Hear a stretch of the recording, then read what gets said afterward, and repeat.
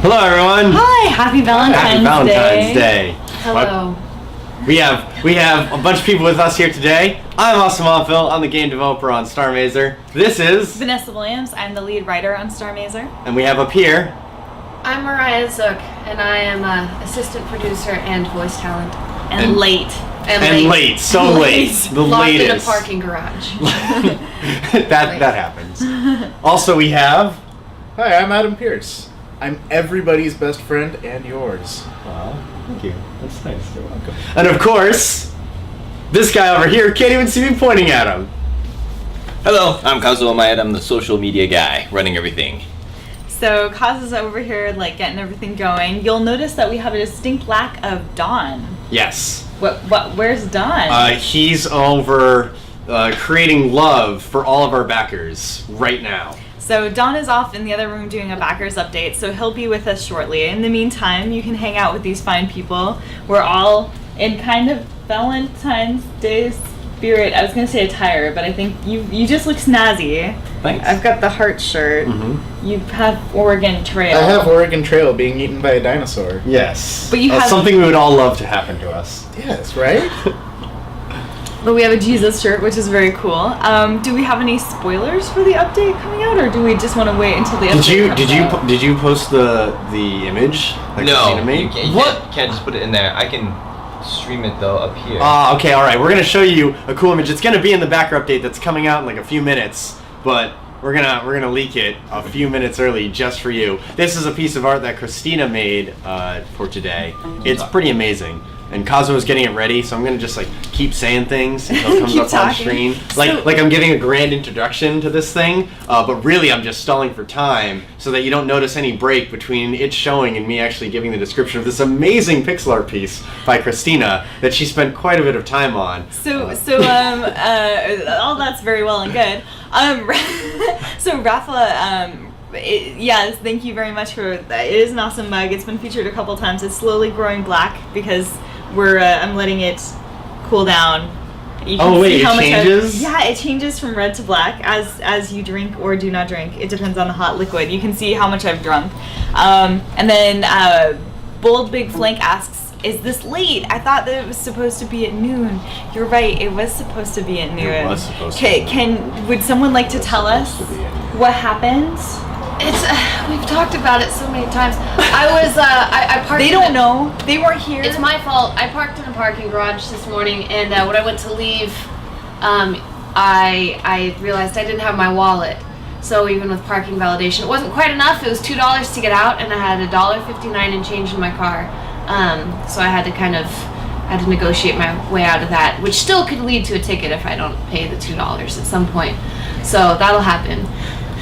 And that's basically why. Plus traffic. Plus the only way to get to this specific location today, every avenue was locked, so I had to grow wings and fly my 1990 Honda through Seattle, Washington. So beautiful. It was.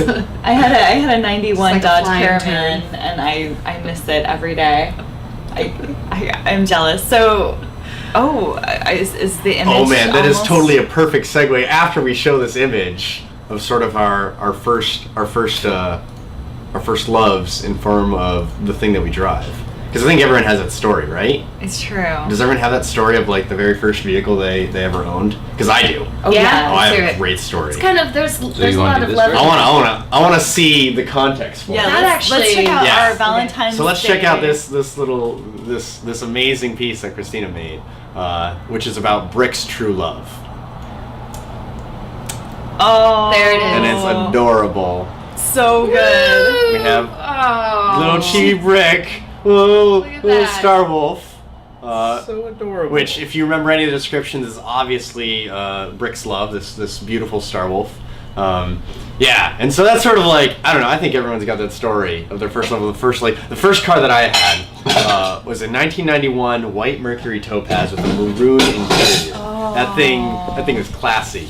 It had 212,000 miles on it when I got it, which was after my brother had driven it for a number of years, and it was a hand-me-down from my grandparents. That thing was a beast. It was such an amazing car. It was very light, very easy to drive, like automatic, very simple. But nothing could damage that thing. Literally, I would go out into like the parking lot and I'd see someone and their car would be like broken because they hit it. It wouldn't be a scratch on mine. They're like, oh god, like what happened? They touched this car. The only thing that ever damaged it was once I was backing out of a friend's driveway, and I'm a bad driver, awful driver. So I backed up, instead of going through the driveway and out in the road like you would expect someone to do, I drove up on the rock wall. And there was this one rock that was like this spike, just shoved up, and it scraped on, and like the part of the metal was like stuck on that. Literally, the car was like teetering on this rock. Oh my God. I don't remember how we got it out. Oh my God. We eventually pushed it and like moved around and got it off, and there was a little dent in the bottom. That was the only scratch I was ever on that That's car. incredible. Yeah, That's I so loved that car. It was incredible. the best. It was the best car. Hello. Hey, look, there's another Coming guy in? here. Oh, it's this guy. Hi. Look at this guy. Hello, Starr Mazer TV. You should check out our new update. We just sent it. You can open it in another browser window. It's totally fine. You can do like whatever, pop us out. You can pop out, right? Pop out, Something. yeah. Pop out our video and then watch the cool Starr Mazer update. We just posted it. It's got some cool nuggets, some of which you've seen already, some of which you'll see in a few seconds. Boom, there's Pop out already a the thing. link there. Nice! Look at that. That's amazing. So, here's the thing, guys. I want to talk about our first vehicles. That's what you're doing, right? That's Yeah. yeah. 'cause, Let's keep going. Like, yeah, I want to hear everyone's story of this because like we've got bricks up there. Yeah. that, like sort of setting the context. It's so. not his first vehicle, but it's his best vehicle. Are we Oh, talking really? about our first vehicle? I was or- well. My first love was my true love as far as vehicles go. Yeah. I was making the assumption for brick. That That's sounds his like a first? story. No. I mean, the Star Wolf. He had to get there. He had to become the world's greatest pilot. Okay. right? Yeah, And you don't just get handed. No, I just your parents don't just you. hand you the Lamborghini. No, it's You know, not. It's the not Lotus. Hello, everyone. Thank you for saying hello. So we're gonna keep going. I think we're gonna talk about our love vehicles, not necessarily our first vehicles, Aw. right? Is that a cool thing? I mean, Okay. Yeah. Yeah. No. Yeah. Let's do that. Let's talk Yeah, about that. because it's about love today, not Yeah. just about Not just about biological firsts. primacy. Yeah. So Vanessa, Yes. what is your love vehicle?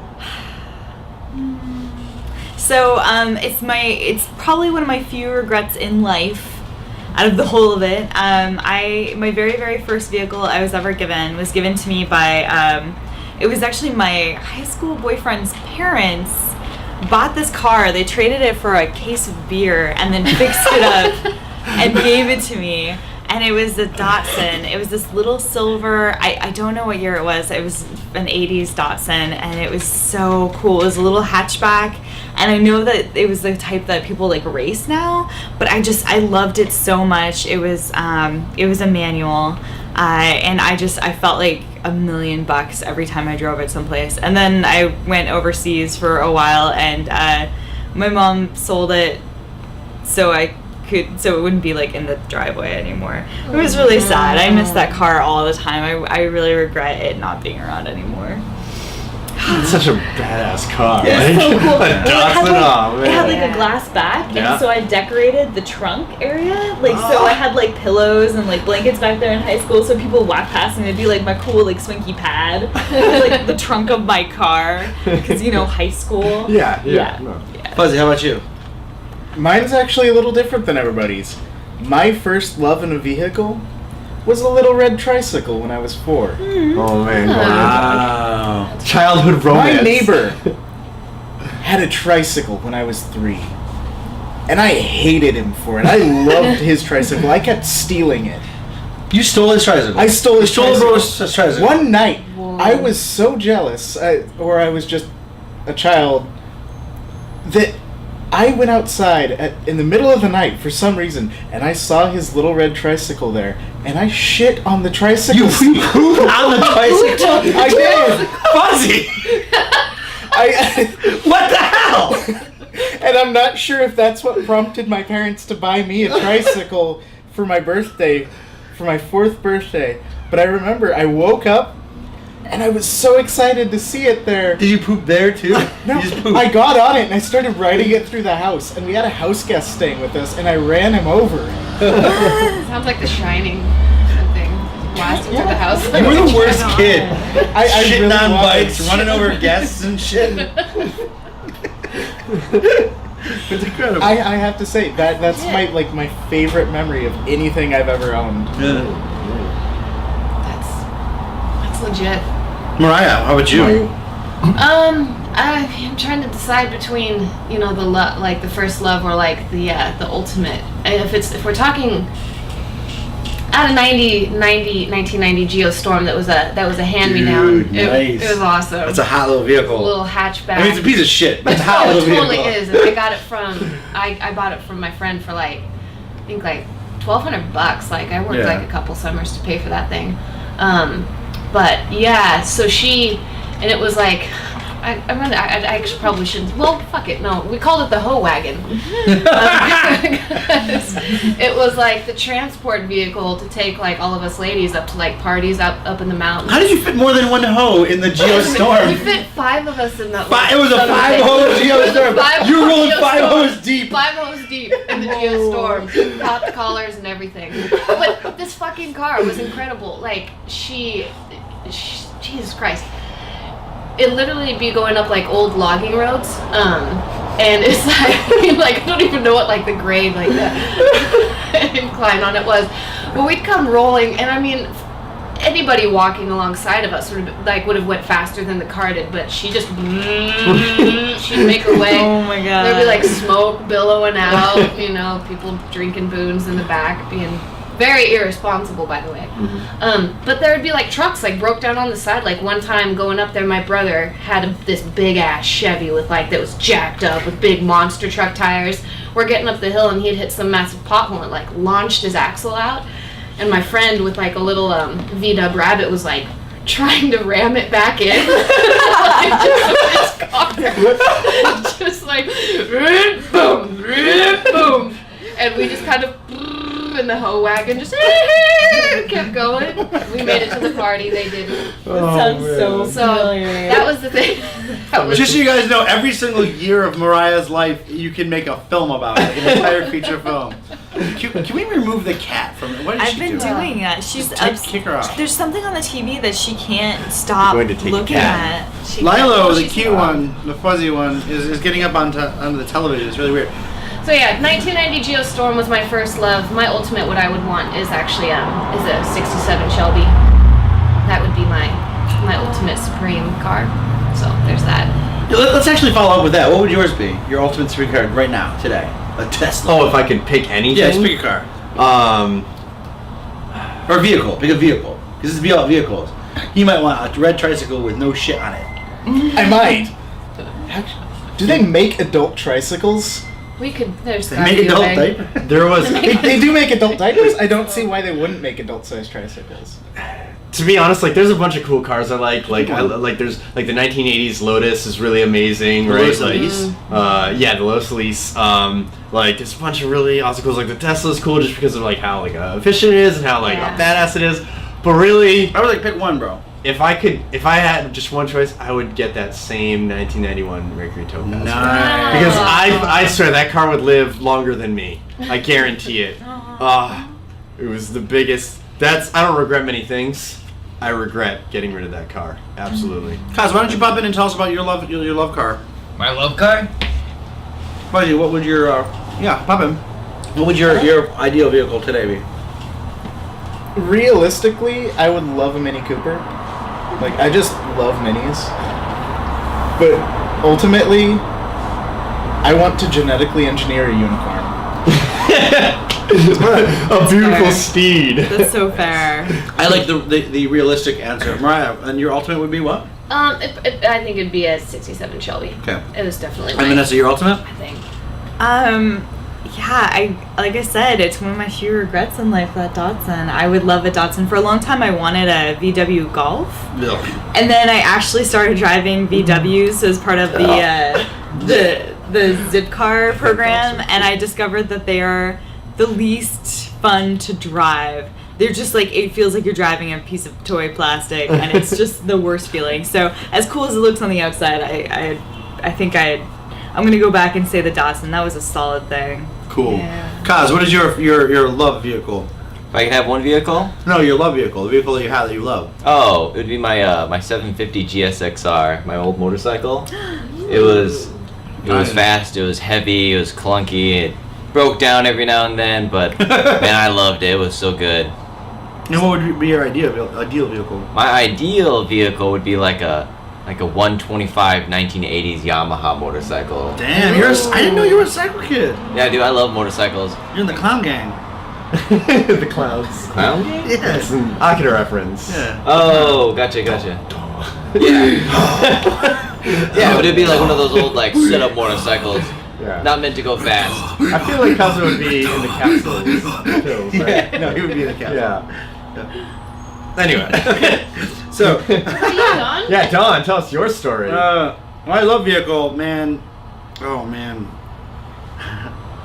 I had for a time a 1986 Honda Elite, which is a 150cc scooter, the one used by Sarah Connor in Terminator. Oh, I know that one. That it has the broad thing on the front of it. I've It's seen just- so many of those. It's They're so gorgeous. fucking hot. Oh my I love God. the shit out of that scooter. I had all kinds of cars. I'm from Detroit, so I've had like 7 cars. Yeah. Good fucking car. That scooter, it was 150cc, which means it could go to like 70 miles an hour. If you're going 5 miles an hour on a fucking scooter, your world has changed. You might as well be on the Millennium Force in fucking Cedar Point at that point. It's just like just whizzing by shit, and you don't look cool, but you feel fucking cool. It's so good, and it's safer and bigger, and whatever. It got like 9,000 miles to a gallon. It was the greatest. You just drive it all around. It got lifted. Literally lifted, because you can just. Was this the lock story? Yeah. Oh, it was the same one? Oh, that was awful. You could just. I had a wheel lock and all the other shit you're supposed to have on a scooter, but it's super simple. You just fucking pick it up, put it in a truck, and drive away. Ah. And there was a whole rash of those happening where I was living, and it just one day, and luckily I was living in a condo with with security camera. The condo company had security cameras everywhere. And I was like, cool, we can go to the cops. I went to the cops. Like, how do I get my scooters? I love that thing.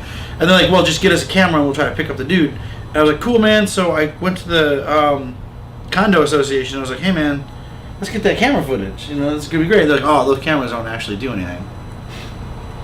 God. They're like a deterrent. Wow. But it would cost too much to have somebody like looking at them or like replacing tapes or whatever. So I lost that baby. That was a pain in the ass. My dream vehicle, I'm kind of lame. Like I said, I'm from Detroit, so I grew up in car culture, and frankly, it's kind of like I don't give a shit. Like my ideal car right now is a Fiat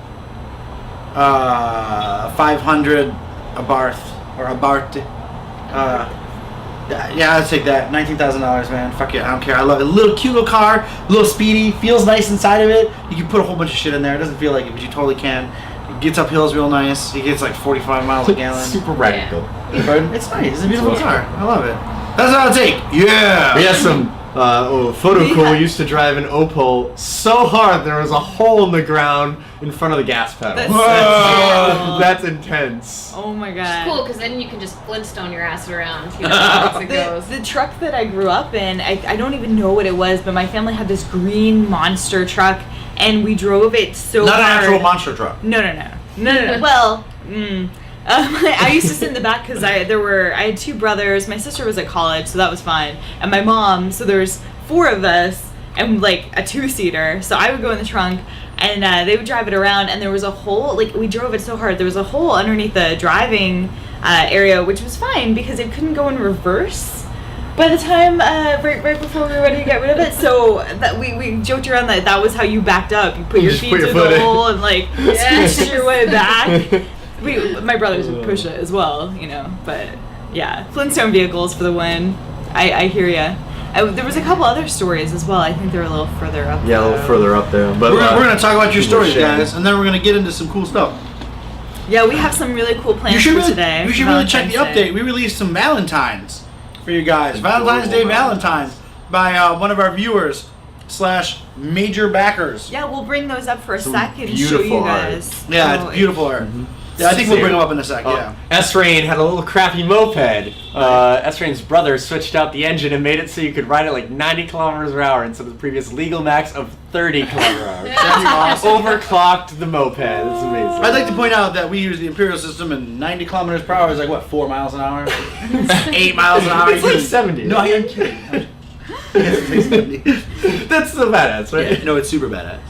Europeans drive pretty fast. Love it. Oh, Rafa.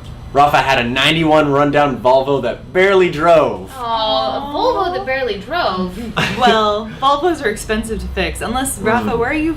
You're from the U.S., I think. So he probably couldn't afford to fix that baby. Yeah. I don't think sci-fi vehicles count, except for... And unicorn counted. No, he could actually do it. Oh. Hanging out that guy all day. I don't know. I am a mad scientist. And then Movie Geek 206, we know who you are. 1983 Mercedes 240D, 0 to 60 in 4.65 minutes. Damn, It's son. terribly 60 slow. minutes. Yeah. takes a little while to get it up there, but man, it can go 60 When it's up miles there, per hour. it's going 60. Going 60. That's not legal to drive. Feels like the doors are gonna All the blow way off. 60. Just being stuck behind them for like, get pedal to the floor. It's like,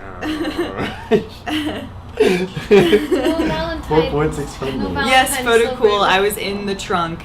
It was really great actually as well because like every time we stopped like really quickly or even like mildly slowly, I was really tiny. I was like 6 or 7 at the time. They're still So really tiny. I would sit and then I would slide and then slide back and my head would like crack against the back and like I would look up like my family like please it hurts and then they'd just be sat there talking like no big deal. I'd be like thunk and they'd just be carrying on. They didn't even know. Oh, memories. So, photo cool, we're very sorry that you have no Valentine to celebrate with, but that's not true. You have us! Look at us! Happy Valentine's Day from us to photo cool. You are photo cool. Coolest. Coolest. Yeah. Cool There it like is. ice. Woo! Dentine ice. Did you just make it? This episode of Starr Mazer TV brought to you by making advertisements for companies that aren't paying us to make advertisements. That's every episode. Episode 1. The choice of the right generation. I can sing the song if it helps. No, thank you. LOL, I always joke about putting someone in the trunk when there's not even enough, not enough space for everyone. But it's actually illegal, so we never do it. It is illegal. It was illegal then too, but Yep. you know. Haven't stopped me and my buddies. There's always be that one friend that's like, oh, I called trunk. Yeah. So we're gonna show you some Valentines. Let's put up some Let's- sweet yeah. Esrain says, Don and everyone there, will you be my Valentines? We are. Yes. Yes. We are. We're already your Valentines. So we're gonna show you some Valentines we got. Stand by for me. You should check out in the update. We posted a link to this guy's Tumblr. He's an amazing artist, and like I said, a very, very, very large backer of Starr Mazer.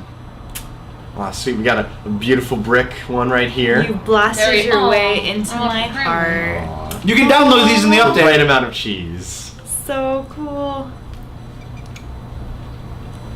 Will you be my hero? And you know Right, she's right. playing coy when she says that. Oh yeah, there's something behind those eyes. Yeah. What she's really saying is you need me to be your hero. Yeah, Yeah. a little bit. I voiced that Spoilers. in the commercial. Oh yeah. Oh yeah, in the trailer, though it's not final. Vanessa's voice is actually Bunny's voice in the trailer. Yes. Secrets. Secret. Yeah, it was like 1 a.m. and Elspeth was asleep. Yeah. Because I was like, hey, can you like do this thing real quick for us? And no response because it was 4 a.m. It was 4 a.m. here, or 1 a.m. here, and 4 a.m. there. Yeah. So To get me to So we say improvised. my hero, I had to go into a closet with a recording device, and I went with Kaz. He was helping direct me to get into that place. It took me like 50, 60 tries. but we took like the second take, right? Yeah. Yeah, true. Yeah, you got it. Yeah, she nailed it. I love these though because they reminded me so much of the little Valentine grams. Yeah. You know, you Yeah. send around when you're a kid. Oh, yeah, There's it's one totally more, like right? Yes, Cool there's high one school more. Valentine's cards. Right. And finally, we've got this one. My There- favorite. Yeah. There he is. Oh man, I love Slimo so much. He's so grumpy. He's just the grumpiest. There might be some more Slimo coming soon. If Yeah. I'm not mistaken. Oh, Mariah's now leaking. Everybody's leaking on Starr Mazer I'm TV. hoping that was more of a hope. That was more of a hope.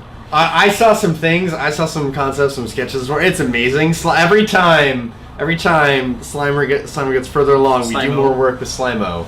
That Yeah, Slimer is a very different character. That's not Yeah. Slimo. I Slimer Different was a lot. dudes. Every time we learn more about Slimo, I get more and more excited about him. He's like the best character. He's a cool character. Yeah. Pretty cool. He keeps sounding more and more cool.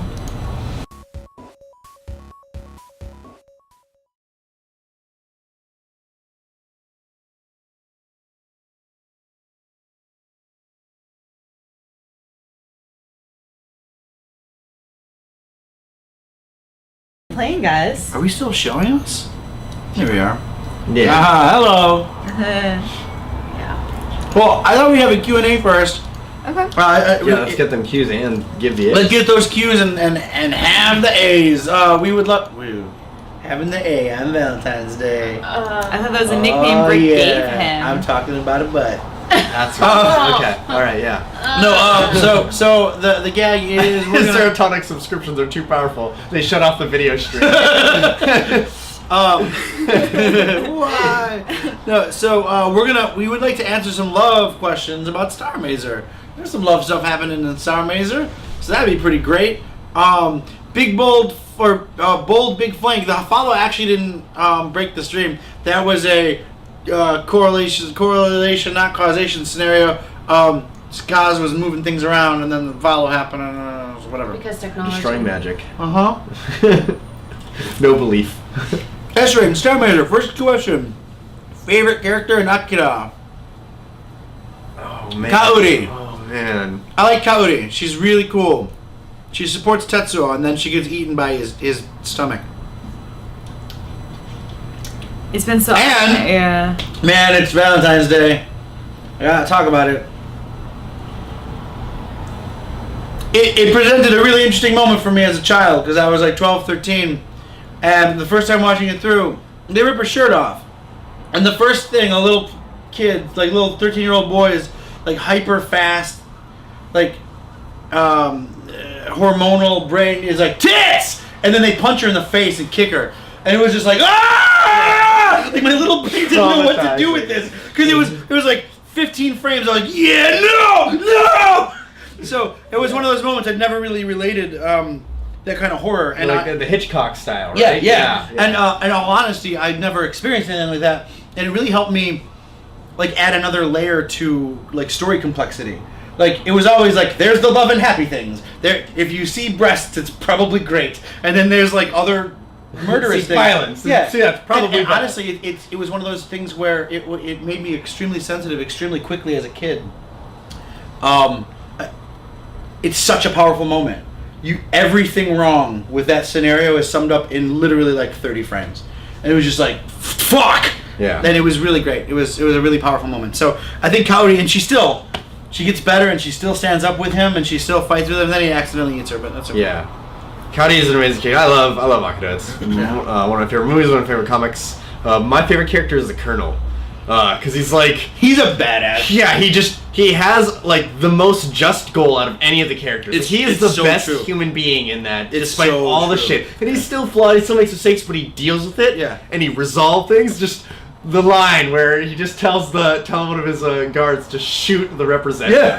It's like, I'm not dealing with this shit anymore. Yeah. With these bureaucrats making decisions behind their desk. Like, no, I'm gonna solve a problem. And then he goes to the helicopter and he fucking goes to the site. Yeah, just it's good. It's good. He's the most badass. He's a and a badass much character. more human character in the comic as well, because he goes through a whole bunch more turmoil. So that's So my Adam, deal. how about you? What's your favorite? You know, honestly, I haven't seen Akira in so long that I wouldn't be able to choose a favorite. Just right pick two now. characters. One of the two characters. Pick. Yeah. Either Tetsuo. What he said. I'll go with Tetsuo. Tetsuo. All right. Tetsuo. Total All right. I'm done. Yeah, whatever you just screamed. Okay. Cool. How about you? I haven't seen it since like '99. So you get to pick Tetsuo or Kaneko. Nope. I'm not gonna choose. I'm gonna choose Akira. All right. That's a fair fair character. choice. Yeah. Akira was only seen in like the memories or whatever. That's cool. Yeah, so I also haven't seen it in ages. I would probably have to go with Tetsuo. Tetsuo. Asshole. There he is. So is Tetsuo. It's like the new Oh, I love toasty. it. We have a question. Hey, Steph, how many publishers have been in contact with you by now? What? Fewer than 10, more than 3. Right. I actually don't know what I'm allowed to say. So Yeah. fewer than 10, more than 3. Esri in Love Q, does any of the characters in Starr Mazer have SOs? If so, who are their SOs? I think we're talking about significant others. Yes. SOs, right? Yeah. Okay. Brick has The a ship. He has a Star Wolf. That's his most significant other. Oh my God, guys! I'm sorry. Kitty? Oh no, it was so pretty. Aw. Our cat was like behind a door playing with. So all I saw was his little paw coming out, Aww. hitting a little thing. Oh, it's part of the It's part of the Star Star Wolf. Wolf. She's destroying a Star Wolf again. Anyway, yeah, Brick is in love with the Star Wolf, but he has a crush. At the beginning of the story, he has a crush on Bunny Bitshift a lot, and how that pans out is kind of up to you. So there you go. I know that Declination Jane, played by the one Mariah Zuckbeck here, she believes for some time in our major story arc that she's in love with Brick, but she realizes that that's not actually the case. Or I don't know if she actually realizes it. It just changes rapidly when things It change. depends a lot on what you do. Yeah, So I'm there just are trying to like. potentials, yeah. How do you when they have control of the story? How do you like Right. describe? You can talk about setups? possible scenarios. Possible scenarios. Yeah. Love may or may not be fickle. Yeah. There we go. There you go. We do know that. I know at one point Brick, in the current setup, at one point Brick thinks he's in love with Esty Sunspark. Really? But I think it's just that she's way better than him, and he doesn't know how to deal with it. So maybe he like admires her. He does, but I don't think he knows what. He doesn't know how to actually admire another person. Yeah, he's never had that before. Yeah. It must be love. Well, Like- because here's the thing that I said when we first announced Esty. I was like, oh, so she's like Brick's other love interest because she's powerful and she's basically the female version Right. of Brick. She is. Which is incredible. So I instantly thought that there would be some kind of chemistry there. And you were like, no. No, they're not. They would never work. I don't think they could ever work. Well, no, of course they would never work. They have to exist in the same universe and like be on opposite sides of a pendulum. It's very important. But like I love this idea that there's a heat that is it's unrequited. Well, there's this thing in Starr Mazer. It's mostly about getting stuff, right? I mean, I don't mean like in a base like go there collect a thing. Bunny wants something.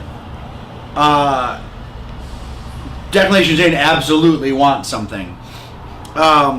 Esty Esty has something, Yeah. but when she finds out something, wants something. Everybody wants something, and Brick is right in the middle of it. And I think one of the things we're trying to express is that sometimes love isn't love; it's that want for something. Mm-hmm. Declination Jane is the best example of that. I'm absolutely in love with that guy. It's because she doesn't have him, and she has anything, and he's the only thing that she can't have. So until she has him, she's gonna think she's like in love, but that's not a thing. With Declination. With Declination Jane, yeah. Yeah, with Esty, I don't know that. I don't think Esty I has any also- fucking interest in Brick at all. No, actually, I was thinking maybe Esty's a character that we could play the opposite with. Cool. That might be That's a super really, no, it's super fair. That would be a really cool twist to have a really powerful female character who is choosing not to go that way. I don't know. It Yeah, might be interesting. She is driven by nothing like love ever. Yeah, I can absolutely see Esty being completely asexual. Yeah. Like just no interest whatsoever. Like she has her mission, her drive, and like that's what She's chosen a path, and that path has Right. nothing to do with interpersonal because relationships. it just makes sense for her, right? I can see that being a possibility. I'm also I'm really excited to see about like Slimo's relationships. Yeah. There's some things that I'm not going to talk about because I'm not going to leak things, but Slimo has completely different motivations from the rest of the cast, but still has to deal with the same problems. Yeah. Oh, I love it. Eclipsed Husky. What if Esty, it's actually Esty, wanted to take the female from Brick? I think I love that. I think that's a really cool idea. That's a cool The idea. only thing I don't like is again we would have to. Making it female and male is not really our thing. We're just talking about people falling in love. Again, if Esty's character is driven only by drive, I don't think she'd want to take any relationship away. But we're not. Our game is not simply cisgender, or nor is it simply cis species or whatever. Like Yeah. it's everything. Yeah, It's whatever's right for the characters. It's whatever's right for the characters. Slipping. And that kind of falls into the next question. Wouldn't it be awesome if Brick could woo any girl or slightly female entity from the game? That's from Photocool, I think he could woo. I think it'd be Any possible. being, right? Any being, yeah. I don't know that it has to be a girl. I mean, or we're, even slightly we're not female. like making a dating sim. That's like No. the aspect of the game, but like you're gonna have lots of relationships you build with characters. Yeah, and if right? it fits the story, sure. It's not going to be like a Mass Effect thing where like a selling point is you can have sex with anyone. Yeah, That's not. That's not the thing. That's not Starr Mazer. Yeah. Super Mabek, could you explore a bit more how every playthrough will be different? So Yes. we're talking about game mechanics now. Right. So that's part of both the point and click and the shmup sections Totally. have that ability in it. Do you want to expand on that, Don? Austin, can you expand on that a little bit? Yeah, so, I mean, mechanically, because we're recording every action you do in the game, when we write content for the game, we can always look into that. We can have insight into those actions, and that can change the course of how events are presented to you. Taking some examples would be working like your relationship with Esty. She's like the greatest pilot in the galaxy. Until you come around, if you do, right? If you suck as a pilot, you're crashing your ship all the time, get shot up, like, Esty's never gonna care about you. You might never, like, she will never find you. But if you start making a name for yourself, if you get recognized for your skills as a pilot, you're going to encounter Esty because she will find you. Like, she needs to know about you, because why is she not the best anymore? Why are people talking about you instead? So your relationship with Esty is heavily reliant upon your interactions with the Star Wolf, which will end up you having discussions with her and interacting with her outside of the ship. But that's almost, I'm not going to say solely, but it's heavily influenced by how you fly your ship. Whereas the other stuff you do, whether it's like, hanging out with Bunny, or like getting involved with missions to Simo, whether you're a renegade or like a freedom fighter, like none of that matters because she has one like sort of drive. I mean, obviously she's a more complicated character than that, but like that's sort of this core aspect of it. That's the reason why she'd care about you. So that's sort of how it manifests in gameplay. The actions that you do will have interest to various characters, and how well you do those actions or how widespread they are will sort of determine who might hear about those actions. Like the hallway exiter is a main station. You'll be there a lot, but depending on what areas of the hallway you hang out in, you're going to start. People are going to know about you doing those things, whether it's small or large. But your larger actions, those will carry out beyond the areas that you frequent in the game. We use a Distrans subspace communication system, faster than light communication over distance. So you're doing a cool thing. Well, that news will travel quickly. Mm-hmm. Now there's lots of comments about Brick and the Star Wolf. I love it. Eclipse Husky. Totally get the good ending from only macking on the Star Wolf. that's how I fly. Okay, all right. I want to be able to. I never even thought of this. You're going to be able to talk to the Star Wolf. Yeah. And it just makes so much sense right now. Yeah. Yeah, you just talk to the Star Wolf. You can comment the Star Wolf, and the Star Wolf never responds, but you know it. Yeah, you know how it feels. Yeah. Yes. Thank you, Eclipse Husky. I'm putting that in like as soon as possible. I definitely I have feel to write like- all the lines that Brick can say to the Star Wolf. I definitely feel like the Star Wolf is Brick's best friend. I mean, it's the Star only Wolf's thing that been- sticks around Yeah, for him, right? it really is. It's the only thing that puts up with him as well. Ooh, good question. What's the question? Since the Star Wolf reacts to Brick whistling it from afar, does it mean it has an advanced AI on board? The DSP Mark II systems have a very advanced AI, but it's not a sentience. It is coded to Brick though, so no one else can really pilot it without having part of Brick with them. As before. Yeah, just to be cute. Oh. Yes. Yes. Agreed, Husky. Agreed. We're all like Sure, would be reading. super Sorry, it got cute. really quiet. I'm sorry, Brick. I can't let you do that. Open the pod bay doors, Brick. I'm sorry. Brick, open the pod bay doors. Yeah, 2000. That's such a good movie. Anyway, keep the questions coming. I like talking about Yeah. Starr Mazer. So you have until I finish this pomelo before we move on to playing some games. So ask questions while I eat up mellow. It's kind of hard to be too. Yeah, more questions, please. What are other Stuff. aspects to bring up about Starr Mazer at this moment? That we're talking It's about. Valentine's Day, so it's gotta be love related. It's such Valentine's Day. I can talk a little bit about the crossover that we announced today. Yeah, let's do that. Stuff. Yeah. Let's talk about So, some more updates. It's a very unique crossover since it's not a game, Exactly. and it doesn't really fall into the same kind of. I mean, it fits our story really well. It's so well. So like well. I was so excited for this opportunity. So you already know because you've already checked out the update. But in the update, we announced our crossover with Thoughtronauts, which is actually a comic book that was kickstarted a few years ago. The first issue is out right now. You can actually get it on Thoughtronauts.com. And Thoughtronauts is an interesting story. It's a story about Professor Pearl, who flies around in her one-bedroom spaceship, which is piloted by her cat Micah. And they travel through subspace and land on planets to help solve the problems of these planets. Thing is, these planets are actually people's minds, and the problems are the issues that they deal with, like mental crises or interactions with people. And appropriately, the first comic is about love, where a character ends up having to deal with hearing "I love you" for the first time from his significant other, which is, if anyone's ever been through that, it's a huge deal. Like every time, it changes your world. It changes your world when those words are uttered. But one of the things that's really interesting about Professor Pearl is she's about nonviolence. She doesn't she has this very strict adherence to the fact that like no one should ever get hurt. There should be no violence in it. And so we're still working on the details of it. But one of the things that we were talking about of how to incorporate Professor Pearl into Brick's story is that Professor obviously wants to help Brick. There are problems that he has. He can't see too far in front of himself. Which is causing lots of issues for him, and so that's causing lots of turmoil. And Pearl wants to help him out with that. And so one of the things that we're thinking about having her do is make Brick go on a mission where he can't kill anyone. So that blast command, you can't use it. I mean, you can use it, but if you do, it screws up the whole mission, upsets Pearl, and causes a whole mess of issues. But yeah, so that's one of the ideas that we're talking about. That's not finalized.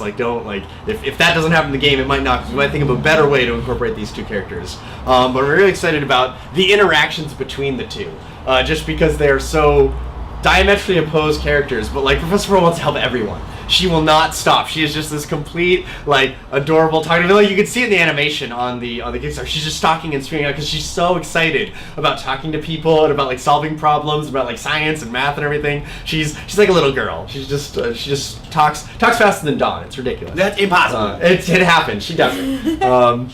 Yeah, and so, but anyway, as far as the comic goes, it's a very interesting comic about love. It's a very short read, so I highly recommend checking it out. You can get a digital copy right now. It's a great comic, and I got a sneak peek from Austin, and I have to say it's beautiful. They have an animation background doing Disney work. So yeah, the artist is Lane Garrison, who's a good friend of mine. He used to work at he worked at Disney for a number of time, and now he's working at Nickelodeon. He worked on Legend of Korra, and he's now working on Ninja Turtles. It's just stunning to look at, and the stories are really powerful because they're about emotions and thoughts. Mm-hmm. And Thoughtronauts. Yeah, and I love I talked with the writer of Thoughtronauts a little bit, Raffi, and he talks about sort of we talk about Starr Mazer ideas and what we're going with, and he gets super excited because it's a lot of the same stuff that he's talking about in Thoughtronauts in a completely different way for a completely different angle, right? Yeah. Raffi's my age. He's a bit younger than you guys, so he has the different context of growing up on Japanese anime, Japanese video games and whatnot, and Neil Gaiman novels and whatnot. I mean, not that you didn't necessarily, but those are sort of his influence, modern Doctor Who, and those things have coalesced into talking about solving problems of perspective and culture from a very action kid perspective, as opposed to the old action hero perspective. But they talk about the same issues, they talk about the same problems and solve them in different ways. So we have a ton of questions. Awesome. See, let's get to that. And then I just want to throw a quick one out there. They were talking a little bit about blasting the staff. And yes, the staff are in the game. And then Jackalope, you can shoot anybody, so you can shoot the staff. But I will say, Jackalope Dave, he's been very upset about the idea of blasting pizza. Just format the hard drive. If you blast cheese pizza. But I will say pizza, I don't know that pizza would be that affected by a blast because pizza is already heated. It would only make pizza better. I'm sorry. All you're doing is warming it up. I mean, effectively. I mean, I really love when pizza's like burnt, like almost unedible. They saw it the other day. I made a pizza like it. I loved it. You really did. I mean, yeah, you just might crisp her up a little, but I don't think you would kill. I don't think pizza's biology works in the same way as other biologies. Just like I'm sure if you blast Slimo, it might not be like. I love a pizza. human or Pizza bunny. is nearly invulnerable. Like their race could be like the most dominant race in the universe. Who's to say if they would ever do it? Like they never would. Who's to say it isn't? Pizza are like the mice. So. No, pizza has invaded every culture. Pizza is everywhere. Do I have? Wow. Now I'm starting to think about pizza. Wow, pizza is actually kind of dark. No, pizza is not dark. Pizza's just awesome. That's Pizza what pizza has wants no you to intention to like hurt anybody. Pizza's just all about good times and chip tunes and skateboards. It is. It is. Pizza colonizes by attrition. Pizza just it's kind of like what are those species that co-live with other species like barnacles? Symbiotic. It's symbiotic. It's not negative. Pizza isn't out to like hurt anybody. Pizza's just there to like it develops and it grows naturally and it's positive and it adds a lot to every culture and its species and why not, Everybody man? wants pizza. Everybody wants pizza and pizza wants everybody to have a good time. No! Part of Brick with them is the Star Wolf gonna get star jacked at some point after Brick loses a hand or something in a fight. I don't know. Why would we make a mechanic where it had to be part of Brick to get into a starship and we weren't gonna like do something cool like that? Now, I may or may not have written any other storyline about that or something. I don't know. No big deal. Sorry if the question has been answered before, or if the info is all over the place. But what about? Oh no! Okay. I'm reading Super Mobback's question. Yeah. What about upgrades in the game for the ship and perhaps even a blaster? We have talked quite a bit about the upgrades for the Star Wolf. You'll be using the bucks that you acquire in the game to be able to deck out the Star Wolf with all sorts of equipment and chips, things that make it stronger, things that make it faster, Things that make you go boom. things that make you go boom, all sorts of tons of upgrades. We have not discussed at length those same options for the blaster. I'm not going to go into details about that, but we do have to think a lot about sort of the implementation effect it has on the world, because like one of the things that we were just talking about is characters that are not necessarily affected by being blasted. But what if you had different blasters? I can imagine many scenarios in which Brick, possibly loses his blaster, or has to gets a fill. There are many opportunities, but the exact details have not been discussed at length. Not to the same degree, but very similar to the Star Wolf. Brick's blaster is a friend. More than just a tool. Yeah, I mean, the blaster has a name. Yeah, he's got a name for it. It's a pretty cool thing. So, yeah. Leave it at that. I don't think he wants to upgrade a gun. He might need to. He might need to get something at some point, but he'll always get back to his blaster. Eclipse Husky. Something I thought of the other day. Well, with the NPC tier, could there possibly be so the NPC character is one of these bounty hunters / bodyguards that you can hire for the shmup sections to drive you around or such? It's kind of rough. Those guys require voices, like lots of voice, like lots of interactions. So we would talk about it, I'm sure. It's a scope thing, mostly. I can imagine a scenario where if you've backed at the horizontal foe tier, that's basically just creating like a sort of ship. And if you combine that with your NPC tier, it could possibly be the characters that you interact with in both sections. We'll talk about it. Yeah, let's talk about it. Bring us your ideas. Yeah. Like there's no. We just have to figure out how to fit it in. Totally, yeah. Who wants to read Photo Cool's question? Fuzzy, that's you. I can't read through the camera. Come over here. Read this question. Well, there's one on either side. Yeah. It's the same thing. No, you don't gotta pass pass it it around. around. Yeah, read it out. Will there be an upgrade to augment the field of vision during the shoot 'em up parts? For example, make everything a bit smaller so you can see what's ahead. That is an awesome idea, Yeah, but there are many complications to that concept. So the resolution of Starr Mazer is very low. It is 357 by 207, I think exactly. It's somewhere along those, especially with the smoke section with those the horizontal, the UI blocking is part of it.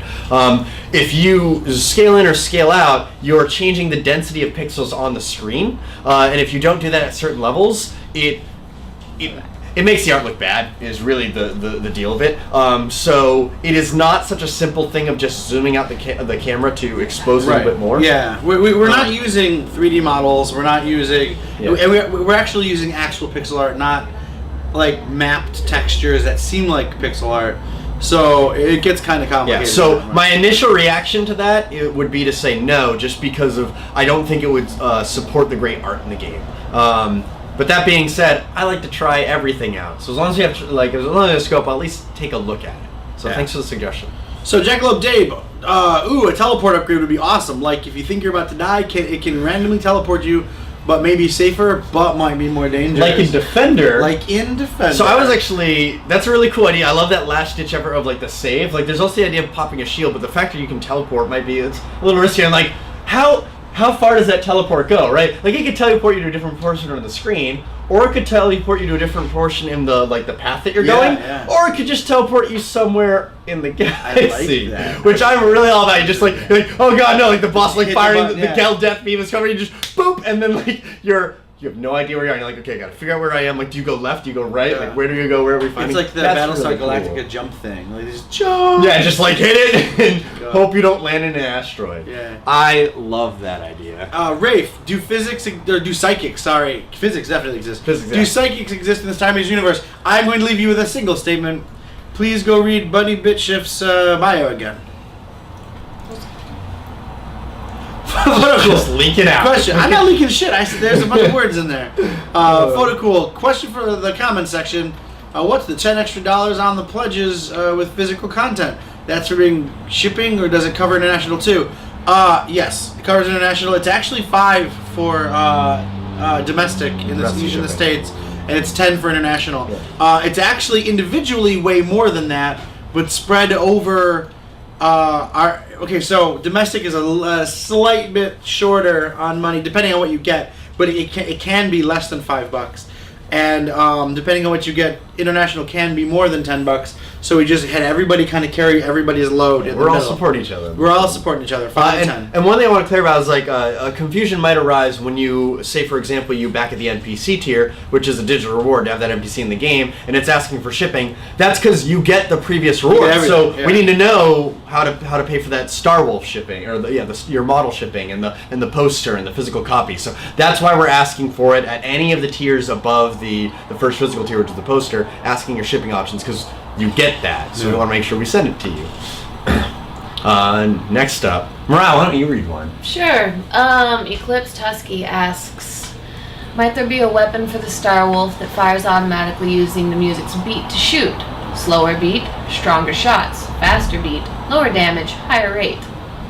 That is a cool. I love music games. Mm-hmm. I play the hell out of music games. Actually, like there's actually, I got a bit of a thing. I've made lots of games before. The last game I made in college was a vertical scrolling shooter called Requiem, which was a game that was choreographed to Mozart's Requiem. The enemies come in screen on a sequence, like all the weapons, everything like fires to it. The actual weapons you fire are not synced on beat, because that actually didn't work well in the game. And so with that experience, I feel comfortable in saying that as cool as it is, Starr Mazer is not a music game. It's not an audio game, and that doesn't fit the style. There's music, a lot of music in it, obviously. Yes, and the music is amazing, but such a game mechanic doesn't really fit the feel of Starr Mazer. And so I'm going to say we won't see that in the game, but there are cool music games like that if you want to check that idea out. Like Requiem, which you can't get anywhere.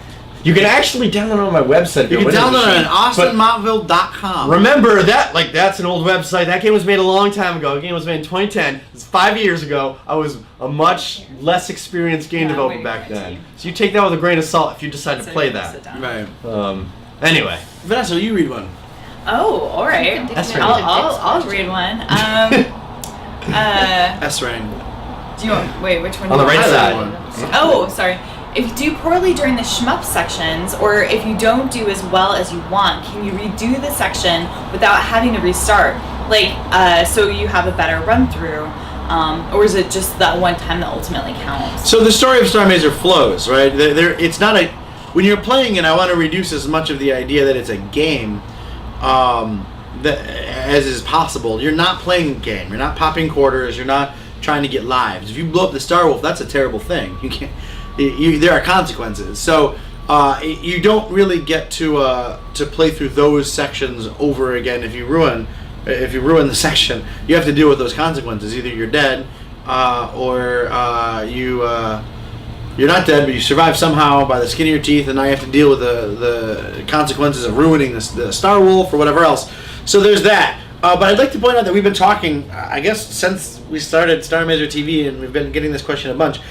We're talking about the feasibility of like a challenge mode, like just playing some shmups, a mode where you can play through. I don't know what value that will be. I don't know what scope that is. We don't know yet what that's going to take. But that is on the table.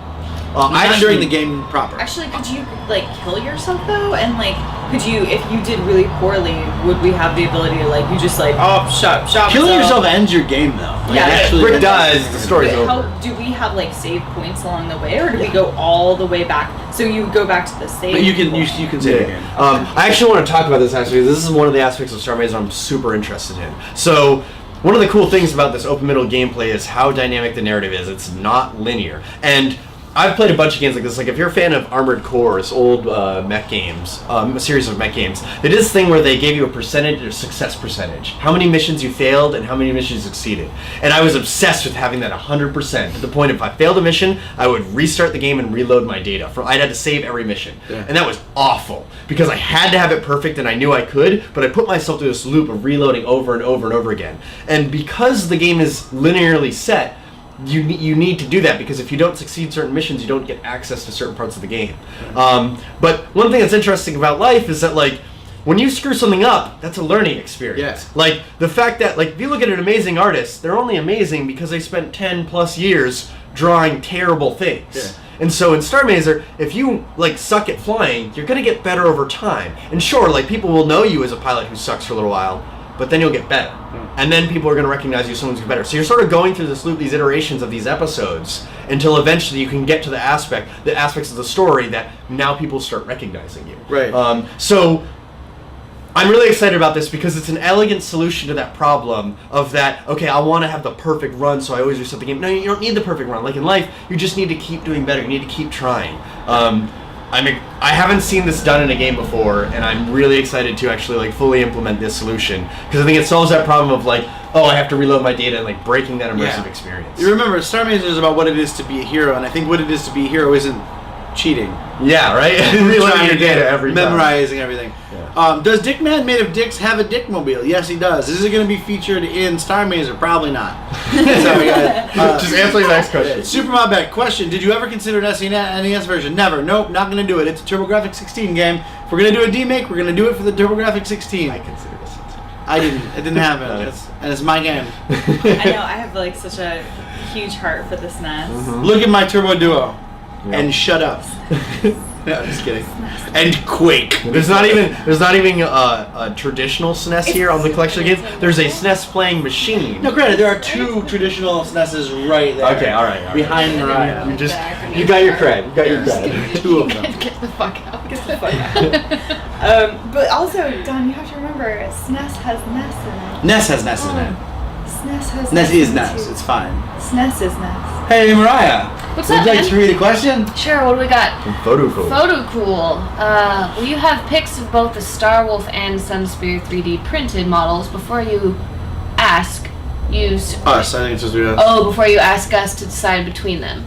Maybe opening an add-on to buy either of them wouldn't be a bad thing. I agree with the add-on part, and I definitely agree before we send out the survey that has anybody who backed at that tier and above that asks which one they want. We'll have some kind of either a model, like a 3D model, or maybe even a test print or something for you to choose. People who choose the Sunspear or the Star Wolf straight up, it's mostly just the Sunspear. The limited tier 20, those guys get the Sunspear.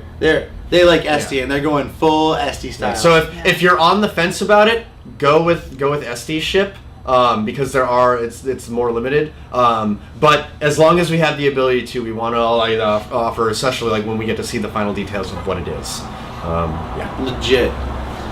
Okay, so photo cool. Unrelated question. Will some really awesome upgrades for the Star Wolf come with a quirk? Yes. Not like a big horrible quirk, but yeah, that's something we talked about. But there are going to be maybe times when you encounter a DSP Mark 1. whose weapons are ridiculously quirky, ruinously quirky. So if you want that mechanic, it's definitely in the game. Just maybe not with the Star Wolf. The Star Wolf is a beautiful ship. She doesn't ruin things. I love Estrin's quote there. Heroes don't cheat, cheaters don't hero. Nice. So solid. Quoting that. So beautiful. All right, we've got a question from Rafa. Why don't you read this one, Adam? All right. Yeah. So Rafa asks, will there be side quests or maybe items spread throughout the galaxy that you need to collect?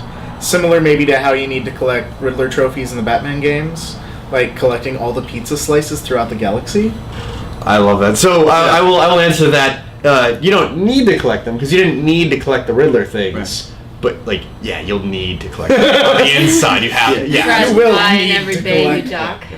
Yeah. Yeah. And No, it's then it good. always comes back to pizza. Yeah. That's like my favorite It should. part. As the world does. Yeah. Yes. No, but yeah, those things Full exist. pizza. It's really beautiful. Like, Let's see here. yeah, in a world. Jackaroonie. Oh, I haven't read your name yet. Welcome, Jackaroonie. Welcome, Jack Rooney. We've not seen you, I don't think. How many submissions have come through have. thus far for the fan remix Okay. context? He asked about the Dickmobile. Submission. That was you who asked about the Dickmobile. Yeah. Sorry, man. Cosmo, do you have a number on the remix count right From now? the fan remix. 2. 2. So we need You to gotta up step that. it up, guys. What? I know I that thought more we were than just 2 like people are working. flowing in them. Yeah, no, I've actually, just before coming in here, I got 2 people sending me Skype messages with their like, what do you think? And I'm like, I'm not listening to this. I'm not going to judge it before. Yeah. I know you know me, but that doesn't mean you get like nepotism. Mhm. I don't just hire my friends. So yeah, there is 2 in the inbox, but there are more coming the way. And Jackaroonie, if that's an implication of yours, I can't wait to listen to it. Super Mabek says, question, how long has Starr Mazer actually been in production? I guess we have to determine the scope of production. I will, for me, 0 days. Yeah, no actual production. But there has been lots of pre-production on it. Yeah. It depends on the different members of the team. I've been physically working on Starr Mazer since January 1st, but Don's been working on Starr Mazer since like 1990. Yeah, I know. Starr Mazer as a game, if you look at just the game and not the people involved in it, I've been trying to make Starr Mazer a reality for a very long time. I even took some budget from a feature film and sent it off to Jeremy Perrin to do a bunch of work so that I could have something of Starr Mazer at one point in 2010. So that's 5 years ago. But I had to get all the right. I had to have the universe had to collude to fit a shape, and now the universe is that shape. Actual production has been varied. A lot of the engine stuff that's going into Starr Mazer, like our programmer Miles Tillman, has 10 years of experience making mathy bits, and he does all of the bullet patterny kind of engine-y stuff. But that's a living system that has been growing. It's used in a bunch of his other games, and it's kind of so that's been a while. The story, The narrative system. the narrative system is has been based around. off of that stuff that you guys worked on. Yeah, for like 4 years. Yeah. So the Which saved narrative me a core. ton of work. Yeah. It was awesome. I implemented it in like a day. It was Yeah, great. so the narrative core has been about 4 years of work. Yeah. A lot of the story structure and everything has been around for a long time. So we decided that we're going to do Starr Mazer. We're going to start actually doing Starr Mazer January 1st of 2015. Like, we got the team together. We put together all the pieces, and that took like a week to just get it to where it's going. We had the shmup working in a couple days. We had the point. It just so actual like we have a team of 9 working on a video game. That's been 2 months. Remember, we're kickstarting a project. We're trying to start a project. Starter is 50% of that word. We're trying to start the project. We've got a bunch of stuff already, which is really incredible. But we've honestly been doing pre-production more than production, like Austin said. And for the last 23 days or so, it's been mostly 80% Kickstarter and 20% game. You'll notice Austin's very rarely here in front of the camera. He's also very rarely in any of the Kickstarter-related events. He's busy building a game. I'm actually. I hope you guys are cool. Like I'm heading out in like an hour or 2, depending on the stream thing, because I'm going over to a group to go code some Starr Mazer stuff. Yeah, so that's I'm just excited. how it's been, and that's how it's been every day, 24 hours a day. Has there been any more thoughts on how being in water would affect the Starwolf and his weapons? No, But since we talked about it last, it went on our big list of things to talk about when we have a budget. Yeah. So we've been getting some cool music that we're like, oh, This is is the the water water level music, song. yeah. Yeah. That theme mix from Ben Burns is So really, good. And it's super really water. solid. Yeah. Yeah. Speaking of fan contests, I'm drawing you guys a terrible thing. That's Oh, amazing. man. Thank you, S-Rain. We're excited. Yeah. Hey, Laser Kid. Hey, Laser Welcome to the chat. Okay. Oh, and you're coloring your fan art. Oh, I'm so excited to see it. I can't wait. Rafe, by the way, is it me or did you get a shout out in a recent update? Are you talking about the Paradise Lost update? Because they shouted out to us. Are you talking? I mean, we got. We're like 15 updates this last week. They're pretty cool. If you want to talk about all the updates, we can shout out, and we would love to discuss those. Exactly, because we got to call us out. It's great. And one thing, just because the fan art thing came up, I want to do a little plug because like not everyone is technically skilled at putting lines on paper and making them look like an image. But people can do lots of creative stuff. Yeah. People can like bake, they can like dress up, they can do freaking interpretive dance. I don't know. People have lots of interesting skills, knitting, crocheting, whatnot. So the fan art contest doesn't mean creating a piece of picture of a character. Right. It means creating art. Yeah. So if there's any artistic thing, anything that's like that motivates you, we would love to see it. Baking cool cookies, delicious cookies. Maybe we eat those cookies. I don't know. Yeah. I submitted my fan art last night. Yeah, Stew Stew Mazer. Mazer. Stew And it was Stew delicious. Mazer. It was a little abstract. I didn't really see the space in there, but I could taste it in my heart. Pre-production probably includes the development of tools to create the game in a more efficient manner. In fact, yeah, that's actually very true. We want to get to this awesome place where the game making, the programmatic concentration on game making is limited, and the game making is left to the designers and the writers to actually make the game. My goal is to get as far away from code as possible so we can focus on making a game. Yeah. And that's what building those tools will enable us to do. Is there a sewer level for brick? Or, I'm sorry, It's like a trope. for brick, for anything. It need a tentacle ending. Star Wars reference. It's like a trope. It's almost required. I totally agree. If there's a sewer level, like a trash compactor or whatever, you need a little highball guy. That's cool. But I'm sure that that Family the Guy where that happens and it's Meg. no. Of The Hollow Eggs, there's a giant city, and I'm sure it has sewers and trash compactors. Although I got a little rant I want to say about like sewer levels and forests and fighting spiders and rats. I don't know how many games where I've started off and I go like the first area, it's like, all right, go to the forest. All right, kill pigs. Right? It's like, you have a video game. You made a video game. You could make the first level like flying through like the clouds and like floating cities with like chains or then like freaking like angels and like demons and like huge like flames. I was like, there are no limits when you're making a video game. Why are you pulling stops by making me fight rats as the first thing? Like, take a look at like Darksiders or God of War, Bayonetta. The first thing I'm doing is like fighting Titan gods, right? Like, that's the coolest thing ever. Like, whatever your game is, make it that experience. Don't like trickle out this thing over a long period of time, unless that's like the message you're sending, right? Like there are reasons to do that, but like only use that if there's a reason to do it. So if there's a reason to put like a sewer level and have like brick like, you know, taking shots off nerf herders or whatever, like, all right, fine, then we'll do that. But it's not like, oh, you gotta grind your way up to the cool bosses. No. Like, right at the beginning of the game, if there's a cool boss, you're fighting a cool boss. Like, Mega Man X, another great example of doing that. First boss takes up like 90% of the screen, right? Like, I love that in Bayonetta you start the game like on a fucking like flying rock thing that's been destroyed from just through the air, and the tutorial is like jumping around, shooting 900 things. It's just fucking insanity. Because they made a game that's so intuitive to play and so solid that you just start feeling like a badass. You're just doing this. You don't know what you're doing. You'll learn the game mechanics, and then make it easy so you feel cool. And then they send hard enemies because there's actually challenges. It's brilliant. Right? It's good. It's well I have a question. Yeah. Maybe it's a question I should probably know the answer to. Who is Brick fighting throughout the game? What's being fought? Why don't you know this? What's being fought? Right. Why don't you know this? Her job is to get us to just make those decisions. Yeah. She doesn't necessarily need to know the decisions. Right. Lots of things. There's a sort of I don't get too much into it because I don't want to be. I leak a lot, but I don't want to leak the story stuff. The Gel have come back. That's crazy. That's an alien species that almost wiped out humanity. There's a bunch of sentient robots that also almost wiped out humanity and started the Great War. That was a bad thing. Jane's gonna be chasing after him. Jane's gonna be after him.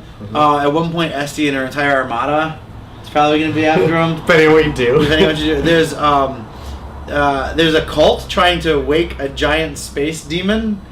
That's a bad thing, and you gotta fight with those people and maybe a giant space demon. There's a lot. But that's my thing. So this world, it's not your typical. There's just like this one entity. Right, it's the world. No, the first It's like real life. Yeah, the first season has a definite arc that includes these cultists. That's a huge I'm talking thing. about this for the people.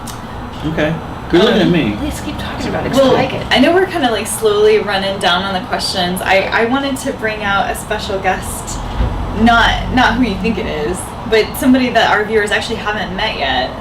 Go for it. Yeah? Okay. Yes. Rochester? Yes. Bring out this guest. I'm excited. I'm Mr. excited to see Darcy? this guest.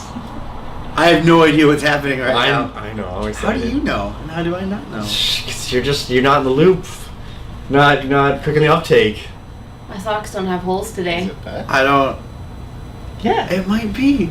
Oh! Oh, Perfect for the yes. love update. Yes. Who is this, Vanessa? This is Beck. She might hiss because there's other cats around, but she's really sweet. You guys haven't met her yet. She's the fourth kitty, the fourth mystery kitty cat. She's 17 years old, so she's kind of old, but she's a super badass. Yeah. She's actually the top cat in this apartment, and she has to be kept in a separate space. She tries to eat the other cats. She's the to death. supreme. Yeah, She's the supreme. She's like, she just owns it. She owns it here. So I just want to bring her out. I'll bring her closer to the camera so you guys can see her. She Yeah. looks like a little black dot from where you're at. Need to see those But- beautiful green eyes. Yeah. So anyways, happy Valentine's Day from Beck. Creepy cat lady. Bye, back. Will there be Alright. pixelated cats in the game? So yeah, let's see here. This is Beck. Look at her. Meow meow meow. The internet. Happy is truly Valentine's Day. It really is. Like, if you remove cats from the internet, is there... What Is there internet? You Is there remove the internet? glue I don't that binds know. us together. So what's Futucool is talking about? I've seen that. Can you scroll up a little bit? I want to see what he's Bricks talking at his blaster to paralyze setting. To stun as opposed to kill.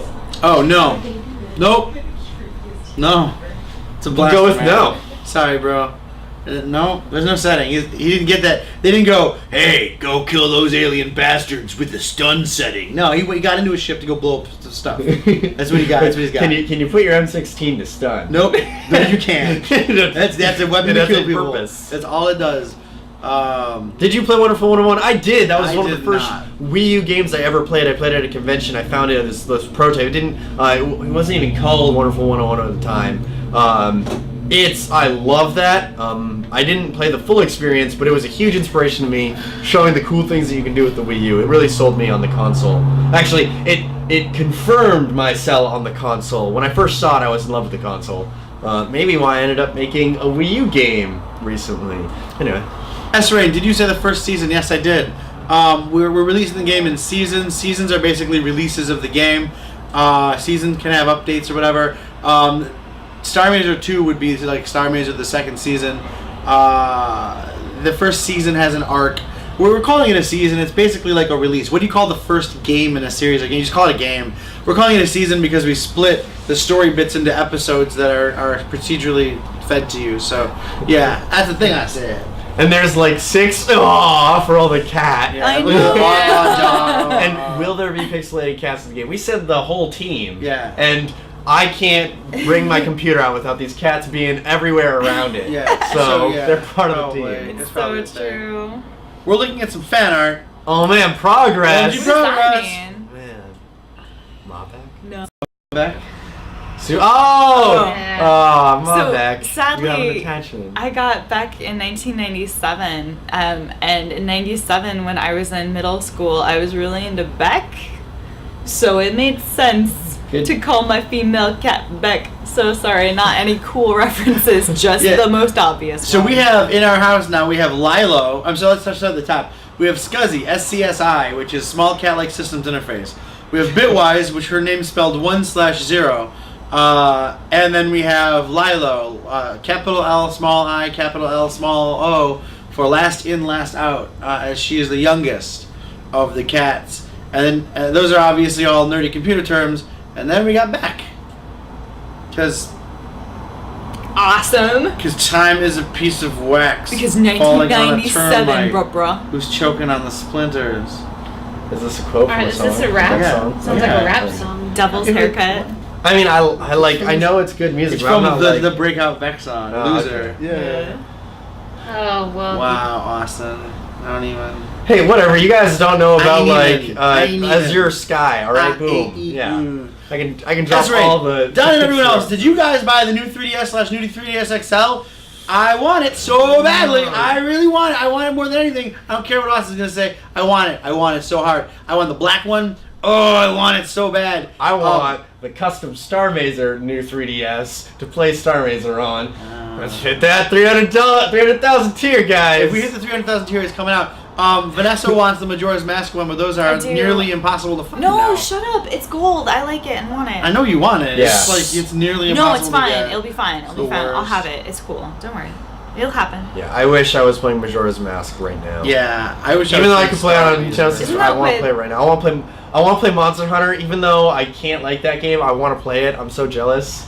I want to play Bravely Default. Okay. Yeah. Actually, Elspeth is playing Wind Waker right Wind, now. Is she playing Wind Wind Waker? Waker. 24-hour stream with Elspeth doing Wind Waker right now. So when you're she's gonna done beat watching it. us, feel free to hop Hop on over to to Elspeth's stream. Elspeth's Give her- Bravo, that's really cool of you, man. I send it to me.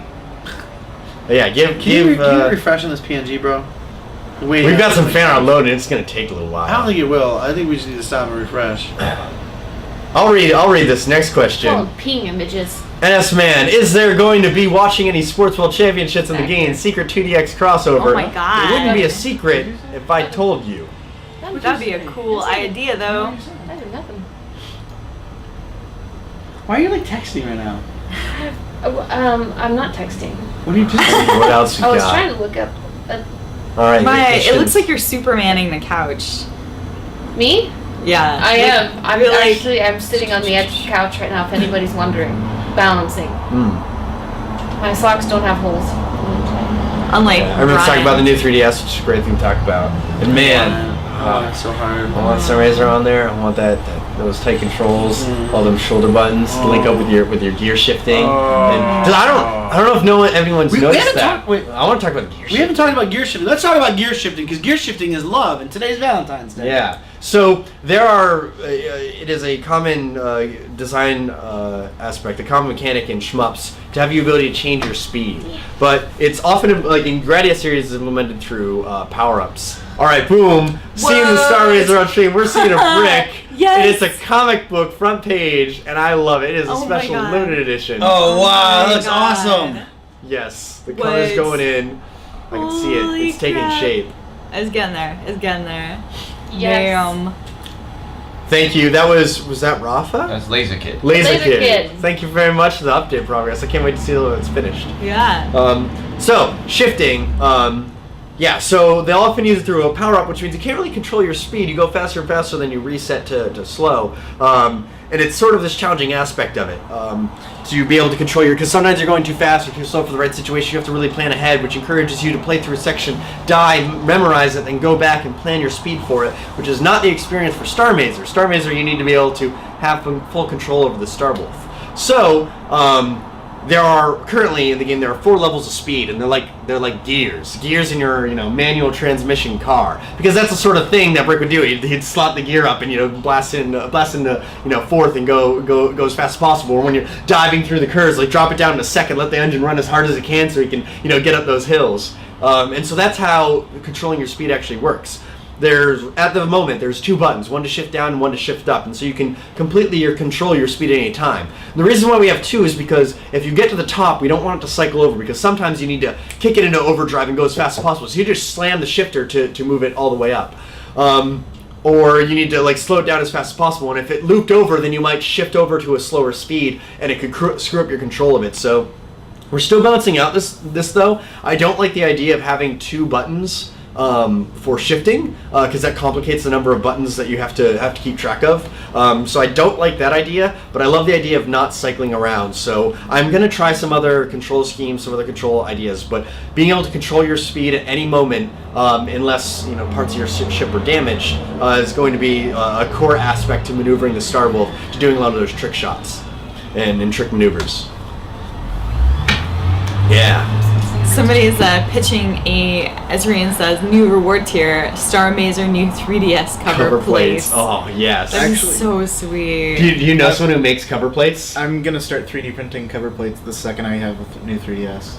All right. Nice. Well, looks like we have a new connection. We'll have to talk about what that actually costs. But I would be very interested in delivering cover I mean, plates. only be Sorry. worth it though if we made it onto that console. Yeah, we have to. We So would you have to be a hit 3DS that game to make that. console So everyone, price. let's work Yeah. together. Let's hit that $300,000 stretch goal, and then we'll get to talk to Fuzzy here about what it takes to make 3D plates for your 3DS. I don't know that you could get $100,000 for a kidney. I don't think that the market is that good these days. I think you would only get like maybe 20 or 40. 20 or 40K. Okay. I mean, that's a lot. It's a lot. Like that for- hits. That's a stretch goal right there. Yeah, And that's- if we get a few backers to do that, Oh yeah, so if we get 3 kidney cells, yeah. we could. All right. Show us your commitment, guys. Show us your love. How many kidneys? No, don't do that. Don't. That is a joke. I am joking. Do not sell your kidneys. You need those. They're important. And take no one else's kidneys either. Yeah, Yeah. that's not cool. No.